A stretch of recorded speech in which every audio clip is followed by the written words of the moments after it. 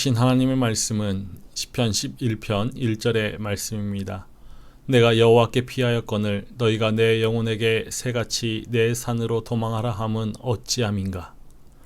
오늘 우리에게 주신 하나님의 말씀이 오늘이라는 시간 속에 새롭게 새겨지는 새 말씀이 되어서 주와 함께 가는 생명의 길 위에 새 노래로 울려 퍼지기를 소망합니다.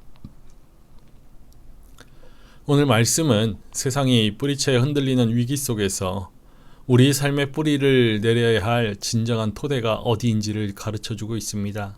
주위의 모든 상황이 도망치라고 권면할 때 나는 하나님 곁에 머물겠다라고 답하는 용기 있는 신앙의 모습을 볼 수 있죠. 시편 11편은 대화 형식으로 이루어진 신뢰시로 분류됩니다. 다윗은 위험한 상황에서도 하나님께서 피난처가 되시는 의로우신 분이심을 신뢰하고 있죠. 다윗이 하나님을 섬기면서 신실하게 하나님의 뜻 안에서 살았다라고 해서 다윗의 인생이 순탄하기만 했던 것은 아닙니다. 다윗의 인생은 소년 시절부터 말년까지 거의 도망자의 삶으로 묘사할 정도이죠. 오늘 본문도 다윗의 일생이 얼마나 고단했는지를 알려주고 있습니다. 내가 여호와께 피하였거늘 너희가 내 영혼에게 새같이 내 산으로 도망하라 함은 어찌함인가. 악인이 활을 당기고 화살을 쉬에 먹이며 마음이 바른 자를 어두운 데서 쏘려 하는도다. 터가 무너지면 의인이 무엇을 하랴. 시편 11편은 내가 여호와께 피하였거늘 이라는 말로 시작하고 있습니다. 이것은 위기의 상황에서 성전을 찾거나 여호와 하나님의 보호를 구한다라는 뜻이죠. 내가 여호와께 피하였거늘 이라는 이 고백은 시편 11편 전체의 주제가 됩니다. 다윗은 지금 아주 어려운 지경에 처해 있습니다. 하지만 그는 하나님께서 바로 잡아주실 것을 믿고 악의 손을 담그지 않으며 의로운 길을 고집하고 있죠. 다윗은 하나님께서 확실한 피난처이심을 확신하고 있습니다. 하지만 하나님의 응답은 더디고 상황은 더욱 악화될 뿐이죠. 다윗은 우리가 잘 알고 있듯이 하나님의 뜻대로 살기 위하여서 몸부림쳤던 사람입니다. 하지만 그런 삶이 쉽지만은 않죠. 다윗의 선한 의지를 비웃는 사람들이 많았습니다. 가까운 이들조차 패배주의에 깊이 침윤되어서 다윗에게 권합니다. 새같이 내 산으로 도망하라. 성경에서 산은 사람들이 전쟁과 같은 그런 위기의 상황에서 흔히 찾는 피난처로 등장합니다. 유다의 산들은 지형적으로 수많은 동굴과 가파른 절벽 그리고 접근하기 힘든 바위들로 이루어져 있어서 피신처로 사용하기에 적격이었죠. 그런 맥락에서 친구들이 말하고 있는 산은 하나님 외에 다른 피난처를 상징한다라고 할 수 있습니다. 그것은 보다 현실적이고 실제적인 것이라고 여길 수 있는 것들이지요. 다시 말해서 친구들의 권면은 하나님을 의지하기보다는 지금의 위기에서 지금의 고난에서 벗어날 보다 현실적이고 실제적인 방편을 찾으라는 충고입니다. 이에 대해서 다윗은 나는 하나님께 피하였는데 너희들이 그렇게 말하면 어찌함인가 라고 친구들의 권면을 일축합니다.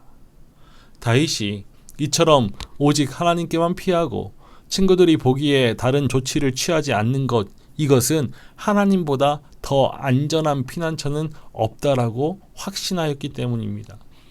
성경에는 하나님을 피난처, 요새, 산성, 피할 바위, 구원의 뿔, 반석 이 같은 표현으로 표현하면서 하나님의 보호를 확신하는 그런 시편이 많이 기록되어져 있는데 그 대부분의 시편이 바로 다윗이 지은 시이죠. 다윗이 얼마나 하나님의 보호를 철저하게 확신하고 있는지를 알 수 있습니다. 당시 다윗이 처한 상황을 말씀을 통해서 우리는 짐작해 볼 수 있습니다. 그 상황은 마치 활을 당기고 살을 쉬에 먹인 사냥꾼 앞에 노출된 작은 새와도 같은 매우 위급하고 절박한 상황이었습니다. 아마도 사울이 다윗을 죽이려고 쫓는 상황으로 짐작해 볼 수 있죠. 최대의 위기가 닥쳤습니다.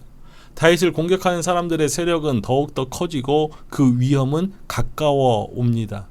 현재 다윗의 상황이 이 같은 고백처럼 아무도 모르게 자신을 해치려는 그 원수들의 표적의 대상이 되었죠. 다윗은 자신이 표적의 대상이 된 이 상황에서도 친구들이 안전하다라고 말하는 산으로 도망치지 않았습니다. 다윗의 위대한 점은 바로 하나님만을 자신의 피난처 삼았다라는 사실입니다. 우리 눈앞에 버티고 서 있는 산이 눈에 보이지 않는 하나님보다 안전해 보일 수 있습니다. 그래서 영원히 무너지지 않고 어떤 환난도 견디게 해줄 것 같은 그러한 산이 우리에게 있다는 듯이 착각하기도 하죠. 그러나 다윗은 안전해 보이는 산에 의존하지 않고 자신의 영원한 피난처 되시는 하나님만을 신뢰하였습니다. 그런데 지금 다윗이 서 있는 그 기초는 바닥부터 흔들리는 상황입니다. 터가 무너지면 의인이 무엇을 하랴? 이 터는 삶과 사회의 기초를 의미합니다. 삶의 터전이 와르르 무너진 이러한 환경 속에서 과연 의인인들 무엇을 할 수 있겠습니까? 의인이 무엇을 하랴는 이 충고의 외침은 다윗이 느끼는 절망과 무력감을 여실히 드러내죠. 세상은 우리에게 끊임없이 효율적인 도피처를 찾으라고 권면합니다. 법과 정의, 상식이 통하는 그런 사회적인 근간이 무너지는데 거기서 정의를 외친들 무슨 소용이냐라고 비웃죠. 기초가 무너진 세상에서 의인은 무력해 보입니다. 자신이 기대고 있는 것들이 원수들의 공격 앞에 아무 소용도 없다라는 두려움이 그를 압도하죠. 이 상황에서 다윗은 모든 의심과 회의를 떨치고 하나님에 대한 믿음을 바로잡습니다. 여호와께서는 그의 성전에 계시고 여호와의 보좌는 하늘에 있으며 그의 눈이 인생을 통촉하시고 그의 안목이 그들을 감찰하시도다. 세상의 터는 흔들릴지 모르나 다윗의 눈은 땅이 아닌 하늘을 향합니다. 땅의 기초가 흔들릴 때 다윗이 바라본 것은 하늘 보좌이죠. 하늘과 하늘 보좌는 하나님께서 세상의 왕이심을 나타냅니다. 여호와께서는 그의 성전에 계심은 하나님의 내재성, 즉 위기에 처한 다윗과 함께 하심을 상징하고 여호와의 보좌는 하늘에 있음이라는 그 묘사는 하나님의 초월성, 즉 하나님께서 크신 권능으로 무질서한 상태에서 비롯된 그 위기를 적절히 통제하고 계심을 암시합니다. 다윗은 하나님께서 자기 백성 중에 내재하심과 동시에 모든 인간들을 초월하시는 분이심을 알고 있었습니다. 그렇기 때문에 그 어떤 피난처보다 하나님만이 가장 안전한 피난처이심을 고백하죠. 이전까지 다윗을 감쌌던 절망도 무기력도 벗어 던진 모습입니다. 하나님께서 하늘 보좌에 계심을 깨닫고서 불안으로부터 무기력으로부터 하나님에 대한 믿음을 회복하였죠. 믿음을 회복한 다윗은 자신을 위협하는 시선이 아니라 참된 왕이신 하나님만을 바라보므로 하나님만이 인생들을 살펴보시고 그들이 하는 모든 것을 평가하신다라고 고백합니다. 하나님은 하늘의 보좌에서 인생들의 형편을 깊이 헤아려 살피십니다. 세상의 권력자들은 자신들이 모든 것을 결정하는 줄 알고 있지만 하나님은 여전히 그의 성전에 계시며 하늘 보좌에서 세상을 통치하시죠. 아니 계신 듯 보여도 온 세상을 가득 채우고 계십니다. 이렇게 만물 가운데 계신 하나님은 또한 보시는 하나님이시죠. 하나님의 눈은 인생을 주의 깊게 통촉하시고 하나님의 안목은 그들을 감찰하십니다. 히브리어 동사 감찰하다라는 이 말은 본래 금속을 정제하는 과정에서 검사하다, 시험하다, 분석하다라는 그런 의미를 내포하고 있는 단어입니다. 단순히 구경하는 것이 아니라 꿰뚫어 보시며 판단하신다라는 뜻입니다. 하나님은 멀리 계신 것 같으나 사실은 가장 정밀하게 우리를 살피고 계십니다. 사람의 행위가 선한 것인지 악한 것인지 언제나 살펴보시고 알아보시죠. 여호와는 의인을 감찰하시고 악인과 폭력을 좋아하는 자를 마음에 미워하시도다. 악인에게 그물을 던지시리니 불과 유황과 태우는 바람이 그들의 잔에 소득이 되리로다. 순수한 금속을 구분하기 위하여서 쓸모없는 찌꺼기를 정제하여 불순물을 제거하듯이 하나님도 이 같은 방식으로 의인과 악인을 구별하십니다. 하나님은 의인과 악인을 똑같이 지켜보시지만 그 목적은 전혀 다르지요. 의인을 감찰하신다는 것은 커다란 고통을 감내하고 불순물을 제거함으로써 결국 사람을 정화한다라는 의미입니다. 의인에게 고난이 닥치는 것은 하나님께서 버리셨기 때문이 아니라 연단하시기 위함입니다. 금이 불을 통과해야 순금이 되듯이 의인은 위기를 통해서 믿음의 진정성을 증명합니다. 즉 의인에게 감찰은 정화의 기능을 하는 것이죠. 그러나 악인과 폭력을 좋아하는 자는 하나님의 분노를 불러일으킬 뿐입니다. 악인에게는 소돔과 고모라를 심판할 때 하나님께서 도구로 사용하신 불과 유황이 떨어지죠. 또한 하나님은 동쪽과 남쪽에서 불어오는 뜨거운 사막바람, 곧 초목을 메마르게 하는 태우는 바람으로 그들을 징벌하십니다. 악인에게는 이와 같이 하늘로부터 임할 불과 자연적인 재앙까지 겹치는 무서운 형벌이 임하게 된다라는 뜻으로 도저히 참고 견딜 수 없는 그 형벌의 참상을 묘사하고 있습니다. 그러한 것들이 악인들의 소득입니다. 여기서 잔은 악인들이 마셔야 하는 벌로서 분노의 잔을 의미합니다. 이 잔은 피하고 싶다고 피할 수 있는 것 아니죠. 이 잔은 인생들이 선택할 수 있는 그러한 항목이 아니라 반드시 마셔야 하는 필수적인 것입니다. 악인들은 하나님의 결정적인 심판을 결코 피하지 못할 것입니다. 반면에 의인에게는 구원의 잔이 주어지는 것이죠.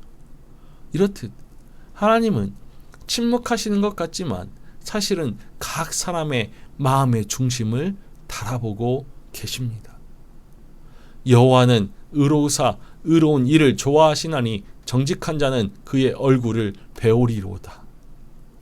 시편 11편의 말씀은 가장 아름다운 보상으로 마무리됩니다. 여호와는 의로우사 의로운 일을 기뻐하시나니 정직한 자는 그의 얼굴을 보리로다. 이 말씀은 의인에 대한 보응과 구원을 뜻합니다. 다윗은 하나님께서 의로우신 분이심을 고백하였죠.